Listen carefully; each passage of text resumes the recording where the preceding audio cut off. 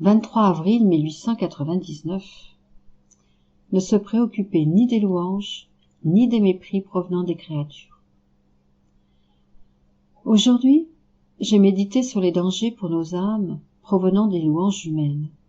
Alors que je m'examinais pour voir s'il y avait en moi complaisance face aux louanges humaines, Jésus m'a dit: lorsqu'un cœur est rempli de la connaissance de soi, les louanges des hommes sont comme les vagues de la mer qui montent et débordent, mais sans jamais dépasser leurs frontières. Quand les louanges font entendre leur clameur et s'approchent du cœur, voyant que celui-ci est entouré des murs solides de la connaissance de soi, elles n'y trouvent pas de place et se retirent sans causer de dommages. Tu ne dois accorder aucune importance, ni aux louanges, ni au mépris provenant des créatures. 23 avril 1900. Ce matin, me trouvant hors de mon corps, j'ai vu que mon doux Jésus souffrait beaucoup, et je lui ai demandé de me faire partager ses souffrances. Il me dit: plutôt, je vais te remplacer, et tu agiras comme mon infirmière. Ainsi, il me sembla que Jésus prenait place dans mon lit, et que j'étais debout près de lui. J'ai commencé par soulever sa tête bénie, et, une à une, j'ai enlevé toutes les épines qui y étaient enfoncées. Ensuite, j'ai examiné toutes les blessures de son saint corps. J'ai essuyé leur sang et les ai baisées. Mais je n'avais rien pour les oindre et alléger sa souffrance. Alors j'ai vu que de ma poitrine coulait une huile. Je l'ai prise pour moindre ses blessures. Mais je le faisais avec une certaine crainte, parce que je ne savais pas la signification de cette huile. Il me fit comprendre que la résignation à la divine volonté est une huile qui, pendant qu'on en oint Jésus, allège ses douleurs et ses blessures. Après que j'eus passé un bon moment à rendre ce service à mon cher Jésus, il disparut et je me retrouvai dans mon corps. 23 avril 1912. Jésus prouve son amour pour ses créatures à travers toutes choses. Pour se rapprocher davantage des âmes qu'il aime, il leur permet parfois des fautes. Je me trouvais dans mon état habituel. Jésus béni vint brièvement et me dit: ma fille, je permets parfois des fautes chez une âme qui m'aime, pour pouvoir la serrer plus fortement sur moi et la mener à faire de plus grandes choses pour ma gloire. Ces fautes m'amènent à une plus grande compassion pour ses misères, à l'aimer davantage et à augmenter ses charismes, ce qui amène cette âme à faire de plus grandes choses pour moi. Ce sont là des excès de mon amour. Ma fille, mon amour pour les créatures est grand. Vois la lumière du soleil. Si tu pouvais en extraire des atomes, de chacun tu entendrais ma voix mélodieuse te dire: je t'aime, je t'aime, je t'aime. Tu ne pourrais compter ces je t'aime. Tu serais noyé dans l'amour. Je te dis: je t'aime, je t'aime, je t'aime dans la lumière qui remplit tes yeux. Je t'aime dans l'air que tu respires. Je t'aime dans le sifflement du vent qui berce ton ouïe. Je t'aime dans la chaleur ou le froid ressenti par ton toucher. Je t'aime dans le sang qui coule dans tes veines. Mes battements de cœur disent je t'aime à tes battements de cœur. Je te redis je t'aime à chaque pensée de ton esprit. Je t'aime à chaque geste de tes mains. Je t'aime à chaque pas de tes pieds. Je t'aime à chaque mot que tu prononces. Rien n'arrive à l'intérieur ou à l'extérieur de toi sans un acte de mon amour envers toi. Un je t'aime n'attend pas l'autre, et tes je t'aime à toi. Combien y en a-t-il pour moi? Je suis restée confuse et abasourdie intérieurement et extérieurement sous cette avalanche de je t'aime de mon Jésus, alors que mes je t'aime pour lui sont si rares, et j'ai dit: ô mon Jésus amoureux, qui pourrait se comparer à toi? J'arrivais à peine à balbutier quelques mots, comparativement à ce que Jésus me faisait comprendre. Il ajouta: la vraie santé demande de faire ma volonté en réordonnant tout en moi. Tout comme je garde toute chose ordonnée pour la créature, celle-ci doit tout ordonner pour moi et en moi. Ma volonté garde toute chose en ordre. 23 avril 1916. Chaque pensée sur la passion de Jésus produit dans l'âme de la lumière qui se transformera en joie éternelle. Pendant que je me trouvais dans mon état habituel, mon aimable Jésus se montra tout inondé de lumière. Cette lumière émanait de sa très sainte humanité et lui conférait une très grande beauté. Je fus surprise et il me dit: ma fille, chaque douleur que j'ai subie dans mon humanité, chaque goutte de sang que j'ai versée, Chaque blessure, chaque prière, chaque parole, chaque action, chaque pas, etc., produisait de la lumière dans mon humanité, et cette lumière m'embellissait au point que tous les bienheureux du ciel en étaient ravis. En ce qui concerne les âmes, chaque pensée qu'elles ont sur ma passion, chaque acte de compassion qu'elles effectuent, chaque acte de réparation, etc., fait descendre en elles de la lumière émanant de mon humanité et qui les embellit. Chaque pensée sur ma passion est un ajout de lumière qui se transformera en joie éternelle. 23 avril 1921. Dieu verra les actions des créatures à travers celles des âmes vivant dans sa volonté. Je vis des jours très amers, parce que mon toujours aimable Jésus s'est presque totalement éclipsé. Quel tourment! Je sens mon esprit vagabonder dans la sphère de la divine volonté, afin de s'en emparer et de la communiquer aux créatures pour qu'elles en fassent leur vie. Mon esprit navigue entre la divine volonté et les volontés humaines pour qu'elles ne fassent qu'un. Alors que j'étais au sommet de mon amertume, mon aimable Jésus bougea faiblement en moi, serra mes mains dans les siennes et me dit intérieurement: « Ma fille, courage, je vais venir. Ne t'occupe de rien d'autre que de ma volonté. Laissons la terre de côté. Ils finiront par se fatiguer du mal. Ils sèmeront partout la terreur et les massacres. Mais cela cessera, et mon amour triomphera. Toi, plonge ta volonté dans la mienne, et par tes actions, tu formeras comme un second ciel au-dessus des têtes des créatures, et je regarderai leurs actions à travers tes actions divines. Divines, parce qu'elles proviennent de ma volonté. Tu forceras ainsi ma volonté éternelle à descendre sur la terre pour triompher des misères de la volonté humaine. Si tu veux que ma volonté descende sur la terre et que mon amour triomphe, tu dois t'élever au-dessus des contingences terrestres et agir toujours dans ma volonté. Alors, nous descendrons ensemble et nous assaillirons les créatures avec ma volonté et mon amour. Nous les confondrons de telle façon qu'elles seront incapables de résister. Pour le moment, laissez-les faire ce qu'elles veulent. Vis dans ma volonté et sois patient. 23 avril 1924. L'état de profond sommeil de Louisa se poursuit. Aux côtés de Jésus, elle souffre, sous le poids écrasant du monde. Comment savoir si c'est Jésus qui donne une souffrance ou le diable?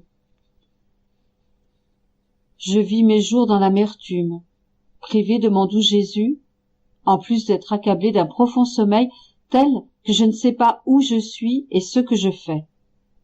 Je ressens autour de moi l'ombre de mon Jésus qui me place comme dans une armure de fer qui m'immobilise, m'enlève la vie et m'abasourdit, et je ne comprends plus rien. Quel pénible changement en moi, moi qui ne savais pas ce que c'était que de dormir, et même quand un léger sommeil me surprenait, je ne perdais pas la conscience de mon intérieur. J'avais conscience des fibres de mon cœur, de mes pensées, pour pouvoir les redonner à Jésus qui m'aime tant, afin de l'accompagner dans toutes les heures de sa passion, ou me promener dans l'immensité de sa volonté pour tout lui redonner et lui présenter les actes qu'il veut de la part de toutes les créatures. Maintenant, tout est terminé. Mon Jésus, dans quelles amères douleurs, dans quelle mer de chagrin tu désires que ma pauvre âme navigue? Oh, s'il te plaît, donne-moi la force. Ne me quitte pas. Ne m'abandonne pas. Souviens-toi que toi-même, tu me disais que je suis petite, ou plutôt la plus petite de toutes, tout nouvellement née. Et si tu me laisses, si tu ne m'aides pas, si tu ne me donnes plus la force, la nouvelle-née va certainement mourir. Pendant que j'étais dans cet état, je me disais, qui sait, c'est peut-être le diable qui forme cette ombre sur moi et me met dans cet état d'immobilité. Alors, je me sentis écrasée, plus que jamais, sous un énorme poids. Se montrant, mon aimable Jésus plaça sur moi le rebord d'une roue qu'il portait. Tout affligé, il me dit, « Ma fille, patience, c'est le poids du monde qui nous écrase. Cependant, un seul côté appuyé sur toi m'empêche d'en finir avec le monde entier. Ah, si tu savais combien de fautes sont commises et combien de machinations secrètes ils complotent pour ruiner encore plus de gens, tout cela augmente encore plus le poids sur mes épaules, au point de faire déborder la coupe de la justice divine. C'est pourquoi de grands fléaux viennent sur toute la terre. De plus, pourquoi crains-tu que ce soit l'ennemi qui te place dans cet état? Quand c'est l'ennemi qui fait souffrir quelqu'un, il sème le désespoir, l'impatience, le trouble. Par contre, lorsque c'est moi, j'infuse l'amour, la patience et la paix, la lumière et la vérité. Ressentirais-tu par hasard de l'impatience et du désespoir qui pourraient te faire craindre que ce soit l'ennemi? Je lui répondis non, mon Jésus. Au contraire, je me sens comme immergé dans une mer immense et profonde, ta volonté. Et ma seule crainte est que je puisse sortir de l'abîme de cette mer. Mais pendant que je crains, je sens ces vagues s'élever plus puissamment au-dessus de moi et m'immerger plus profondément. Jésus reprit, c'est pourquoi l'ennemi ne peut s'approcher, parce que les vagues de la mer de ma volonté, en te plongeant dans ces abîmes, font la garde et maintiennent même l'ombre de l'ennemi au loin. En fait, il ne sait rien de ce que l'âme fait et souffre dans ma volonté.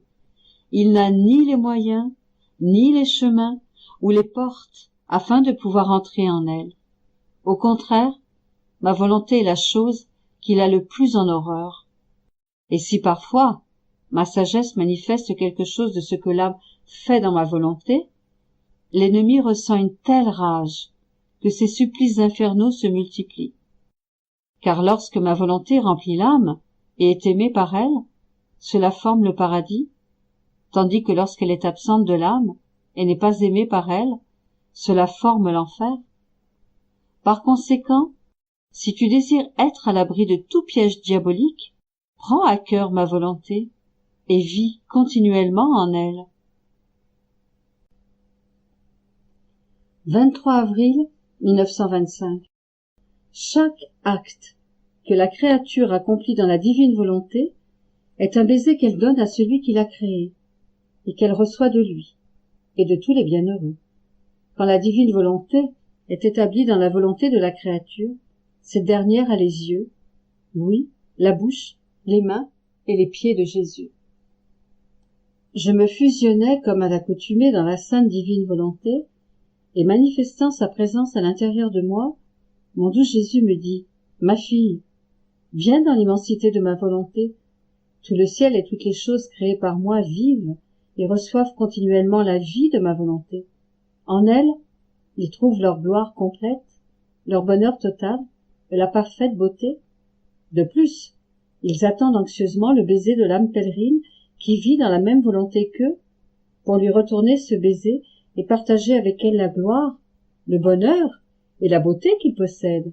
Ainsi, une autre créature s'ajoute à eux pour me rendre une gloire complète, dans la mesure où une créature peut le faire, et pour m'amener à regarder la terre avec le même amour avec lequel je l'ai créée, vu qu'il existe sur la terre une créature qui vit et agit dans ma volonté.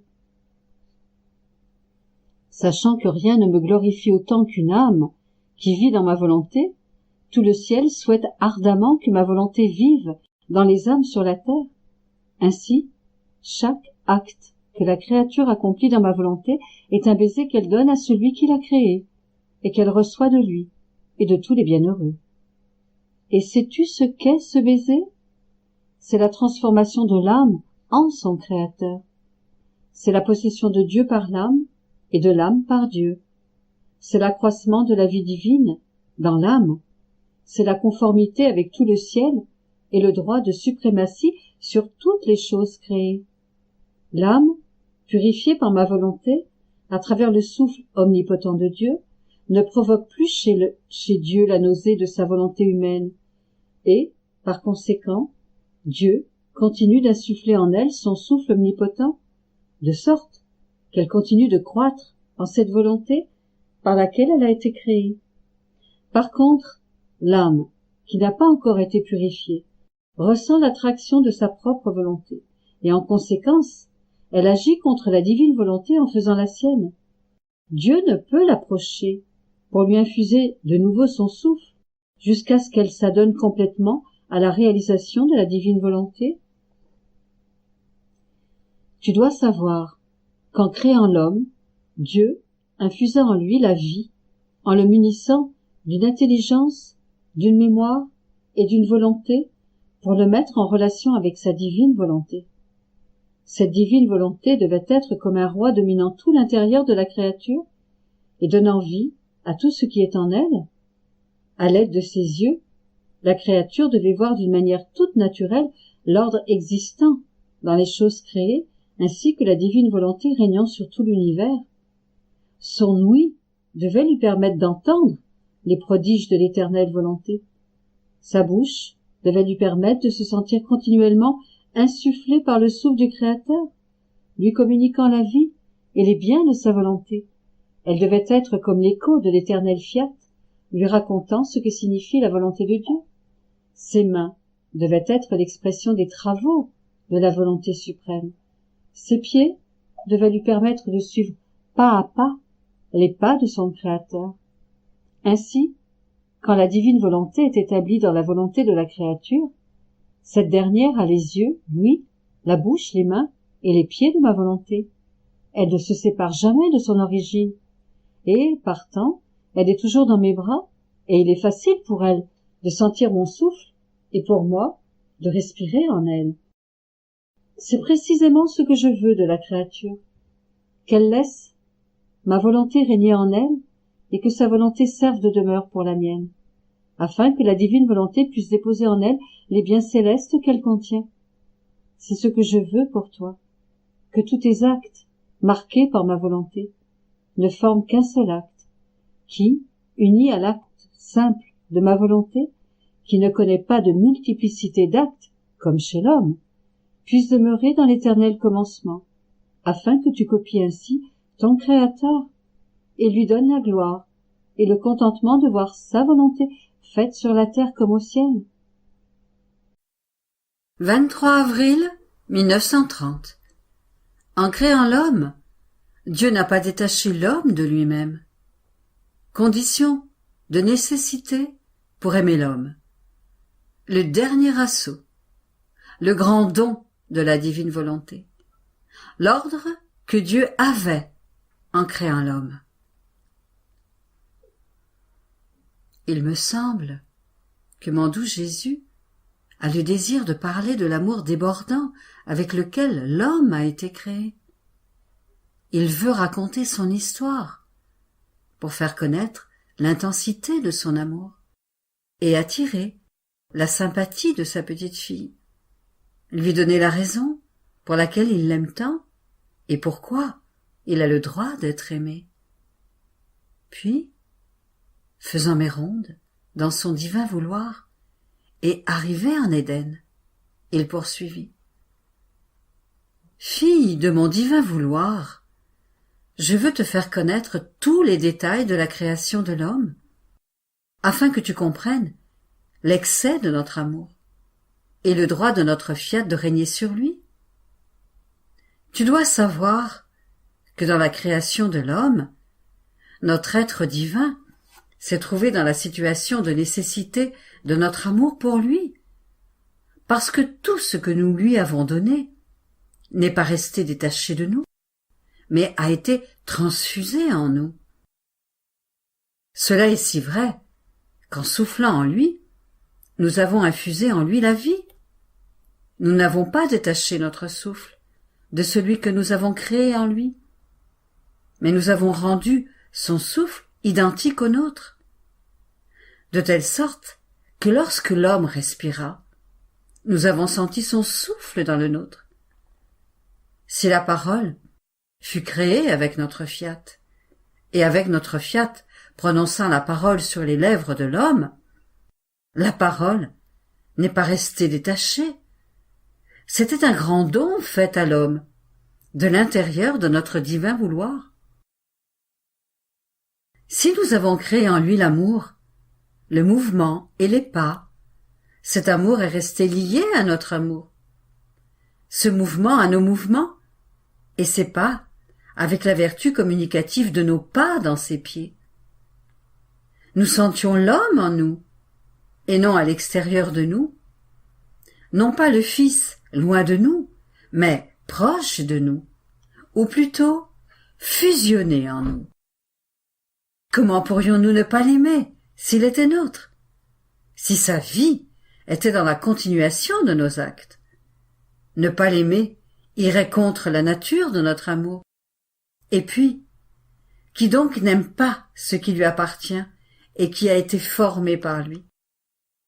Par conséquent, notre être suprême s'est trouvé, et se trouve même encore maintenant dans la situation du besoin d'aimer l'homme, parce que l'homme est encore et toujours maintenant ce que nous avons créé. Nous sentons son souffle dans le nôtre. Sa parole est l'écho de notre fiat. Nous n'avons pas retiré tous nos biens. Nous sommes l'être immuable et ne sommes pas sujets au changement. Nous avons aimé et nous aimons.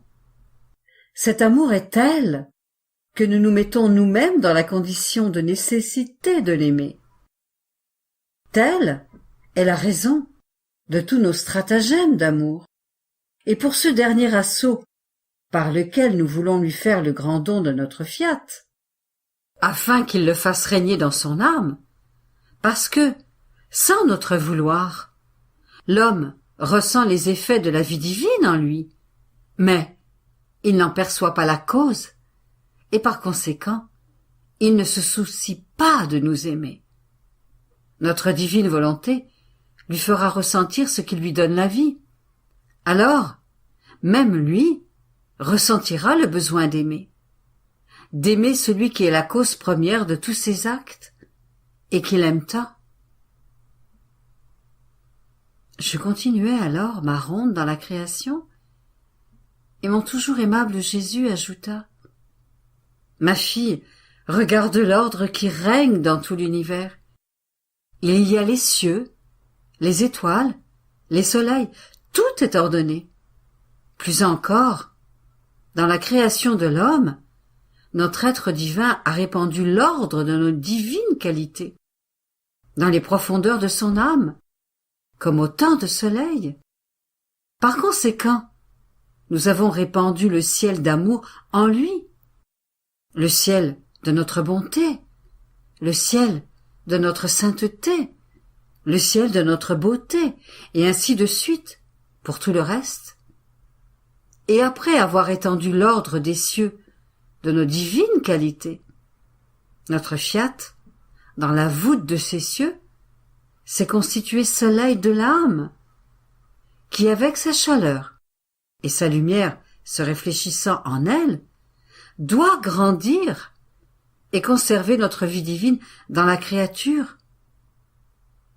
Et comme nos divines qualités désignent notre être suprême, ces cieux étendus dans l'homme indiquent qu'il est notre demeure. Qui pourra dire comment et avec quel amour nous avons créé l'homme? Oh, si l'homme savait qui il était et ce qu'il possédait, ô combien plus il s'estimerait, comme il serait attentif à ne pas entacher son âme, et comme il aimerait celui qui l'a créé avec tant d'amour et de grâce.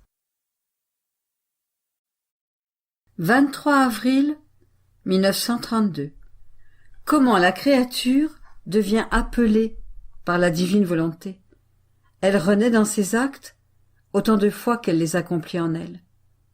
Compétition entre le Créateur et la créature. Mon abandon dans le divin fiat continue. Je ressens son appel dans tous ses actes, qui sont dans le ciel, dans le soleil, dans la mer, dans le vent et dans les actes accomplis dans la rédemption. parce que rien n'existe qui ne soit sorti du divin vouloir. Et il m'appelle pour me dire « J'ai tout fait pour toi. Viens jouir de tout ce qui t'appartient et que j'ai créé pour toi. Ne sois pas étrangère à tout ce qui est à toi et ne laisse pas seule et isolée nos possessions. Viens faire entendre ta voix pour qu'elle résonne dans toutes les choses créées. Fais-nous entendre le doux bruit de tes pas. La solitude nous pèse. Ta compagnie nous met en fête et nous apporte les douces surprises des joies que peut nous donner notre créature bien-aimée. » Mon esprit tournait dans ses œuvres, lorsque mon aimable Jésus me dit, en visitant ma pauvre âme, « Bienheureuse fille de mon vouloir, comme toutes les choses créées l'ont été pour les créatures, ma divine volonté est restée en chacune d'elles pour appeler la créature, car elle ne voulait pas rester seule, mais voulait y voir celle pour qui les choses ont été créées, afin de lui en donner les droits et ne pas être frustrée du dessein pour lequel ma volonté les avait créées. Et qui entend cet appel? Celle qui possède ma volonté comme vie. L'écho de ma volonté, qui se trouve dans les choses créées, forme le même écho dans l'âme qui la possède, et il la porte entre ses bras là où mon vouloir l'appelle. Et comme l'âme détient les droits que je lui ai donnés, si elle aime, toutes les choses créées disent amour. Si elle adore, elles disent adoration. Si elle remercie, elles disent merci. De sorte que l'on peut voir voltiger dans le ciel le soleil, la mer, le vent, et dans toutes choses, même dans le petit oiseau qui chante, l'amour, l'adoration, l'action de grâce de la créature qui possède ma divine volonté. Combien est vaste l'amour, et tout ce que l'âme peut dire et faire lorsque le ciel et la terre sont en son pouvoir. Mais ce n'est rien encore. Tu dois savoir que pour l'âme qui possède ma divine volonté, la divine omnipotence entre dans ses œuvres, et une véritable puissance veut se diffuser partout, et en tous, pour tout rappeler dans cet acte.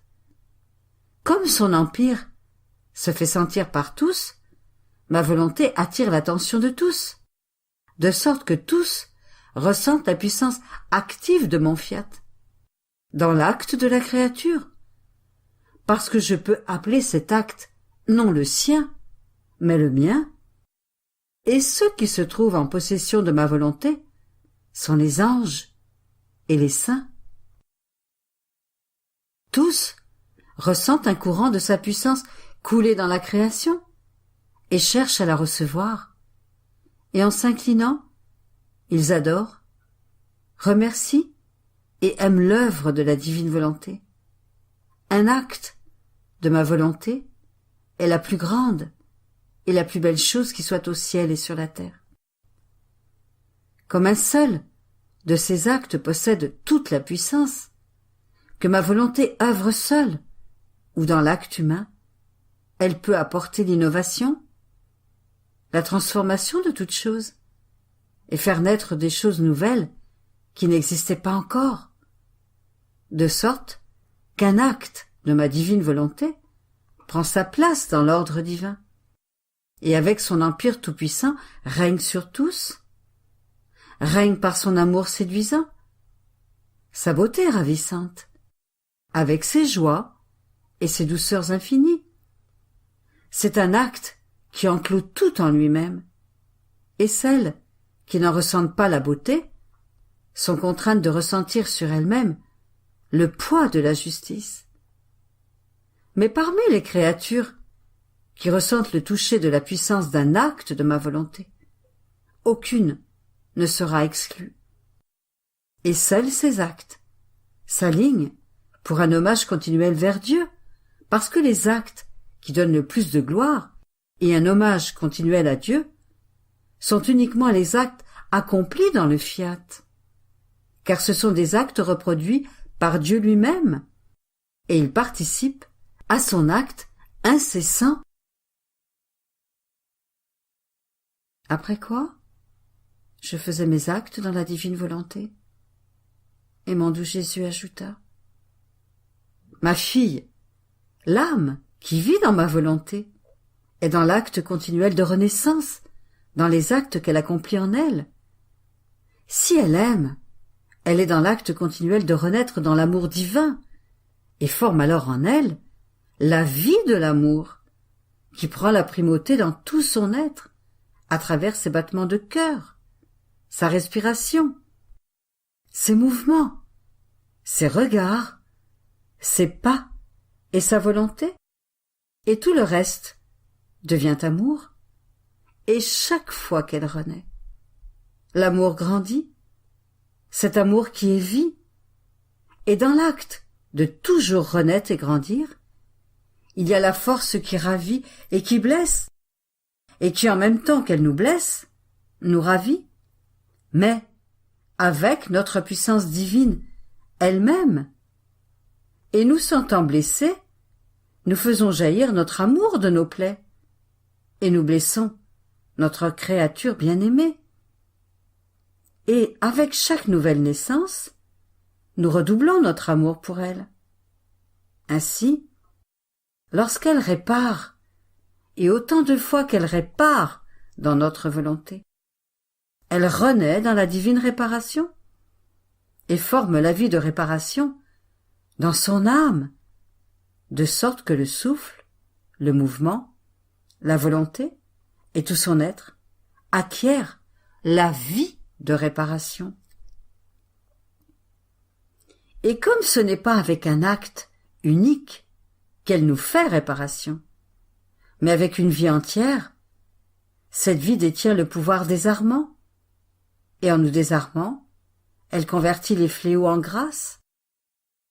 Il en est ainsi pour tout ce que la créature peut faire dans notre divine volonté.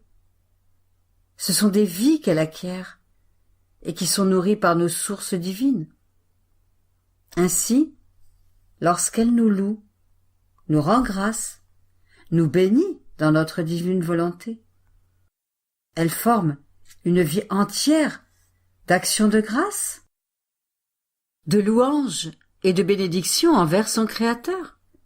Et chaque fois qu'elle le fait, alors qu'elle renaît et grandit dans ses actes, elle forme la plénitude de la vie, de sorte qu'avec chacun de ses battements de cœur, chaque souffle, chaque pensée et chacun de ses pas, et lorsque le sang circule dans les veines de la créature tout entière, il n'y ait pas une particule de son être qui ne dise « Je t'aime, je te loue, je te bénis. » Oh, comme il est beau de l'avoir possédée autant de vie, pour autant de fois qu'elle renaît dans ses actes accomplis dans notre divin fiat, et que pour autant de vie qu'elle possède, nous sentons, dans un battement de son cœur, autant de battements, autant de souffles, de mouvements et de pas, et que certains nous disent amour, d'autres réparation, action de grâce, louange et bénédiction. Ces renaissances et ces vies forment la plus belle harmonie dans la bienheureuse créature qui a eu le bien de les acquérir. Et notre satisfaction est si grande que notre regard est toujours fixé sur elle, nos oreilles toujours attentives à l'écouter, et la puissance de notre vouloir appelle notre continuelle attention. Et lorsqu'elle nous dit « Je vous aime », nous lui redisons « Nous t'aimons, ô fille ». Lorsqu'elle nous fait réparation, nous la pressons sur notre cœur. Lorsqu'elle nous rend grâce et nous bénit, nous lui répétons « Nous te remercions parce que tu nous remercies. Nous te rendons grâce parce que tu nous rends grâce. Nous te bénissons parce que tu nous bénis. » Nous pouvons dire que nous entrons en compétition avec elle. Les cieux et la terre sont stupéfaits de voir le Créateur entrer en compétition avec sa créature bien-aimée.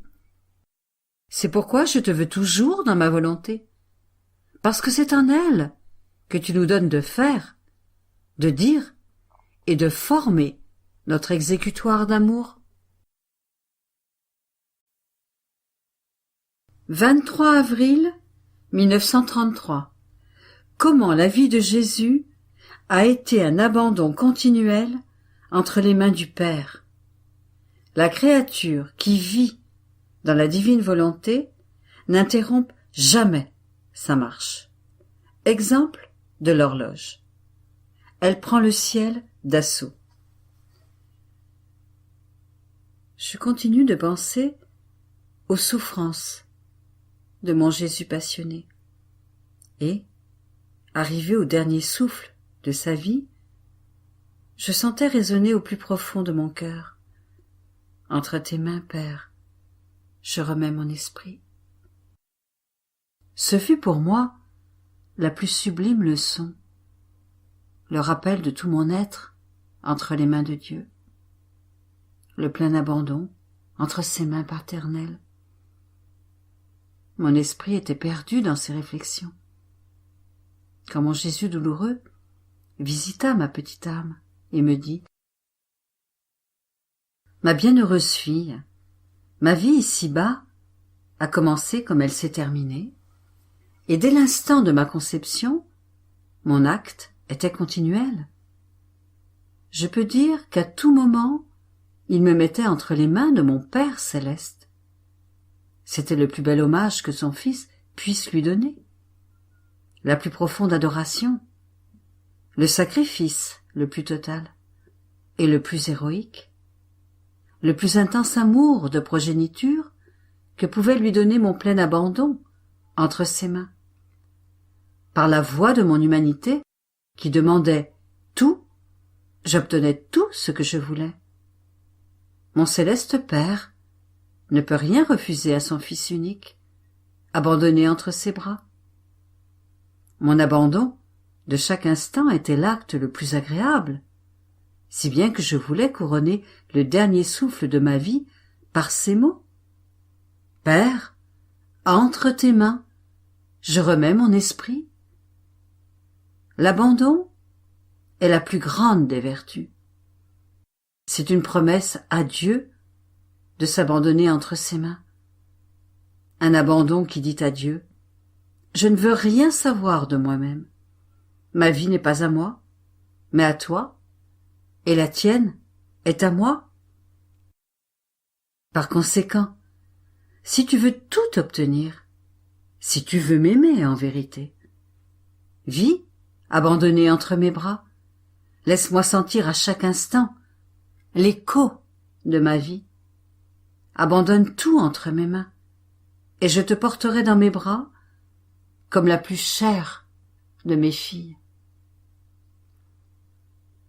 Après quoi, je suivais tout ce que la divine volonté avait fait, et je sentais en moi des ordres, les uns après les autres, et je devais les suivre. J'étais surprise, et mon doux Jésus ajouta « Petite fille de mon vouloir, tu dois savoir que celle qui fait ma divine volonté et vit en elle ne peut faire moins que d'avoir toujours présent en elle tous les actes accomplis par ma volonté. Elle contient tout en elle-même. Elle est toujours en acte et contient tout ce qu'elle a fait, de sorte qu'il n'est pas étonnant que dans l'âme où elle règne, ma volonté contienne tous ses actes avec l'ordre tout entier qu'elle contenait en les créant. Et la créature peut, avec facilité, suivre ses actes, un par un, pour s'unir à eux, comme si elle voulait faire cela même que ma volonté a fait. Si une créature se trouve avec ma volonté, comment peut-elle s'abstenir de faire ce qu'elle fait et de placer dans un champ d'action, unissant avec ma volonté son petit amour, son adoration, ses grâces, ses attentions et ses émerveillements, pour des œuvres si grandes. Tu dois donc savoir que ma volonté donne le cordon à l'âme qui se prête à le recevoir, et qu'avec ce cordon sont prises toutes nos œuvres. L'âme, en suivant ce cordon, se place à la lumière de toutes nos œuvres. Il en est comme pour l'horloge. Si quelqu'un tire le cordon, les petits trous tournent. L'horloge marque les minutes et les heures, et celui qui la possède a le privilège de connaître toutes les heures du jour. Mais si l'on ne tire pas le cordon, l'horloge ne marque rien, et c'est comme si elle n'était pas en vie. Et celui qui la possède n'a pas le privilège de connaître les heures de la journée. Nous pouvons appeler notre horloge l'âme qui laisse régner en elle notre volonté. Nous lui donnons le cordon, et elle marque les minutes et les heures de nos œuvres. Elle a le bien de connaître les heures du jour de notre divine volonté. Si une âme tire le cordon, l'horloge continue son tic-tac jusqu'à la fin du cordon lui-même, et elle n'interrompt pas sa marche, de sorte que l'âme qui reçoit le cordon de ma volonté doit la faire marcher, et si elle veut l'arrêter, elle en est incapable, parce que le cordon met en action les petits trous de son âme, et la fait aller de l'avant, dans le grand jour des heures de nos œuvres. Par conséquent, sois attentive pour recevoir le bien de ce divin cordon, si tu veux connaître les heures du jour du fiat suprême. D'autant plus que si l'âme se dispose à faire ma volonté et à la suivre, tout ce que ma volonté a fait cherche à entrer dans cet acte. Parce que son acte étant unique, elle n'a pas d'acte détaché. Et par conséquent, tout ce qu'elle a fait dans l'ordre de la création, de la rédemption, dans les anges et dans les saints, ma volonté l'enferme dans l'œuvre de la créature, qui œuvre en elle, parce que si elle se donne, ma volonté ne se donne pas à moitié, mais tout entière, tout comme le soleil qui se donne à la terre ne se donne pas à moitié, mais tout entier, avec la plénitude de sa lumière. Et il se produit des merveilles sur la face de la terre. Ainsi, ma volonté, si la créature l'appelle pour être la vie de ses actes, se donne avec la plénitude de sa lumière, de sa puissance et de sa sainteté dans ses œuvres. Si elle n'apportait pas tout avec elle, ma volonté entrerait dans la créature et dans ses actes comme un roi sans cortège, sans armée et sans puissance créatrice, et rendrait ainsi inopérantes les merveilles que nous pouvons accomplir. Ah non, non, la créature qui œuvre dans notre volonté doit pouvoir dire: je prends en main le ciel, je prends d'assaut le ciel, et je le place dans mon acte